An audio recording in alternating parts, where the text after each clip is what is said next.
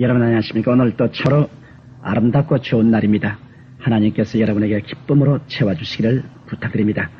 저는 오늘 영적 자신이라는 제목으로 여러분과 함께 은혜를 나누고자 합니다. 성경 말씀은 고린도 전서 13장 13절 말씀입니다. 그런즉 믿음, 소망, 사랑 이 세 가지는 항상 있을 것인데 그 중에 제일은 사랑이라. 인생을 살다 보면 눈비가 오고 바람이 불고 창수가 날 때가 한두 번이 아닙니다. 그러나 하나님을 믿고 의지하는 사람은 하나님께 깊숙이 뿌리를 내리고 있어서 어떤 일이 일어나더라도 쉽게 무너지지 않습니다. 왜냐하면 하나님을 의지하는 사람에게는 눈에 보이지 않은 영적인 자산이 있기 때문입니다. 눈에 보이는 자산, 이것은 없다 할지라도 눈에 보이지 않은 영적인 자산을 가지고 있으면 어떠한 환경과 형편에 있다 할지라도 성공적인 인생을 살 수 있는 것입니다. 그러면 그리스도인에게 있는 영적 자산은 어떤 것일까요? 첫째로 영적인 자산의 믿음이 될 수 있습니다. 하나님을 믿는 사람은 죄를 용서해 주시는 하나님을 믿습니다. 오늘날 하나님께서 계신 것을 인정하지 않은 사람일지라도 정죄의식을 가지고 있지 않은 사람은 한 사람도 없습니다. 그러므로 사람들은 정죄의식에 짓눌려 절망하며 살아갑니다.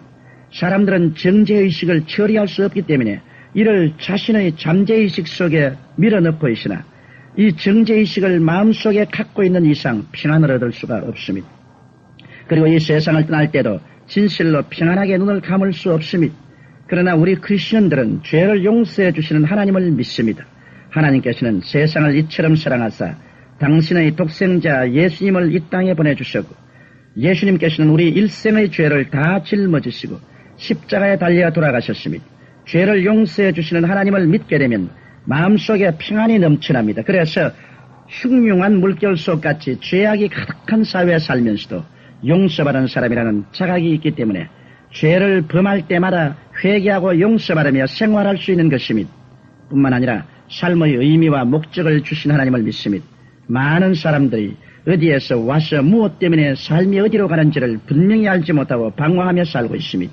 이 세상의 부귀, 영화, 공명을 아무리 많이 가졌다 할지라도 삶의 의미와 목적을 알지 못하면 결국 쓰디쓴 허무와 무의미와 절망 가운데 빠지게 됩니다. 그러나 하나님을 믿는 우리들은 예수 그리스도 안에서 삶의 의미와 목적과 참된 가치를 분명히 알기 때문에 매일매일을 보람을 갖고 살게 되는 것입니다. 또 나아가서 영생을 주신 하나님을 믿습니다. 우리는 죽은 후에는 우리를 위해 영원한 처소가 예비되어 있는 줄 믿습니다. 예수님께서는 이와 같이 말씀하셨습니다. 너희는 마음에 근심하지 말라. 하나님을 믿으니 또 나를 믿어라. 내 아버지 집에 거할 곳이 많도다. 그렇지 않으면 너희에게 일렀으리라. 내가 너희를 위하여 처소를 예비하러 가노니 가서 너희를 위하여 처소를 예비하면 내가 다시 와서 너희를 내게로 영접하여 나 있는 곳에 너희도 있게 하리라. 인간의 그 사람은 제한된 시간에서 유한한 인생을 살지만 속사람은 하나님의 형상과 모양대로 지음을 받았기 때문에 시간을 초월한 존재입니다. 그런데 하나님을 믿는 우리는 죽은 후에는 우리의 속사람이 영원한 천국에 들어갈 수 있다는 마음의 확신을 갖습니다. 마지막으로 삼박자 축복을 주시는 하나님을 믿습니다. 우리가 전에는 죄악 가운데서 살았으며 십자가를 통하여 새로 태어나 새로운 인생을 이제 얻게 된 것입니다. 바울은 새로 태어난 기쁨을 이렇게 기록했습니다. 누구든지 그리스도 안에 있으면 새로운 피조물이라. 이전 것은 지나갔으니 보라 새 것이 되었더라. 새 사람이 된 우리는 생각도 부정 대신 긍정을, 죽음 대신 삶을, 절망 대신 소망을, 저주 대신 축복을, 질병 대신 건강을, 지옥 대신 천국을 받아들이게 된 것입니다. 이 새로운 삶에 대해 성경은 간단하게 요약해서 사랑하는 자여 내 영혼이 잘됨같이 내가 범사에 잘되고 강건하기를 내가 간구하노라고 말씀했습니다. 우리가 하나님을 믿는다는 것은 하나님께서 우리의 영혼을 잘되게 해주시고 범사를 잘되게 해주시고 강건하게 해주시는 이 삼박자 축복을 주실 것을 믿는 것입니다. 예수님께서도 도적이 오는 것은 도적질하고 죽이고 멸망시키는 것뿐이요 내가 온 것은 양으로 생명을 얻게 하고 더 풍성히 얻게 하려는 것이라고 말씀하셨습니다. 이러므로 우리가 예수 그리스도의 십자가를 통해 하나님을 믿으면 새로운 인생을 소유하게 되어 인생을 승리로 이끌어갈 수 있는 것입니다. 둘째로 우리 그리스도인들에게는 눈에 보이지 않는 영적인 자산에는 소망이 있습니다. 인간은 소망이 있을 때 열심히 삽니다. 소망을 잃어버리면 삶의 열심도 사라집니다. 그 때문에 인간의 삶에 가장 필요한 것은 소망입니다. 성경은 바로 소망을 주는 하나님의 말씀으로 가득 차 있습니다.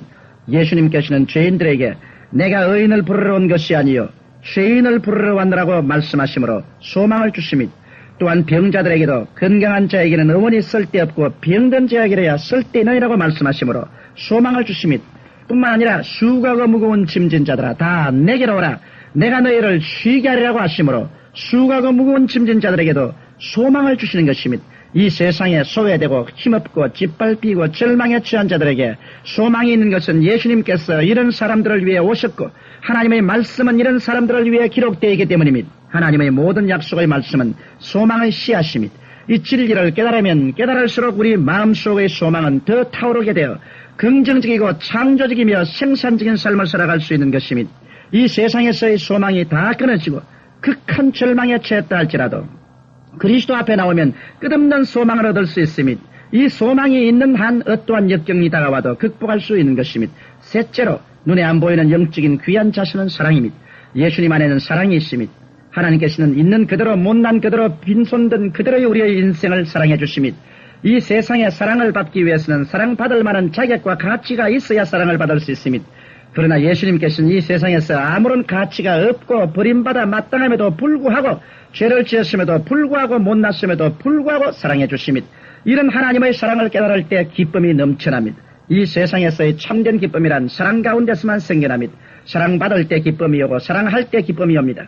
사랑이 없다면 진실한 기쁨이란 있을 수 없습니다. 그리스도 안에서는 이 사랑의 기쁨이 넘쳐납니다. 왜냐하면 예수 그리스도의 십자가를 통해 하나님 안에서 깊이 용납받고 사랑받는 존재임을 깨닫기 때문인 것입니다. 하나님께 사랑받는 존재임을 깨닫게 되면 자학이 사라지며 자신을 무시하고 멸시하며 열등의식과 좌절감으로 짓누린 자아가 용납을 받습니다. 그래서 하나님께서 나를 사랑해 주시니 나도 나를 사랑할 수 있다. 나도 가치가 있다고 외치며 하나님 안에서 나를 사랑하게 할 수 있고 또 내가 이웃을 사랑할 수 있는 믿음의 마음의 여유가 생겨나게 되는 것입니다. 그래서 그리스도 안에 풍성한 삶의 자원을 얻게 되는 것입니다. 살아계신 하나님 아버지, 예수님 안에서 성령님의 은혜로 말미암아 모두 다 믿음과 소망과 사랑이 넘쳐나서 기도와 믿음으로 이 은혜의 의지에서 환경을 이기고 살아나가는 우리들이 다 되게 하여 주옵소서. 예수님 이름으로 기도드리옵나이다. 아멘.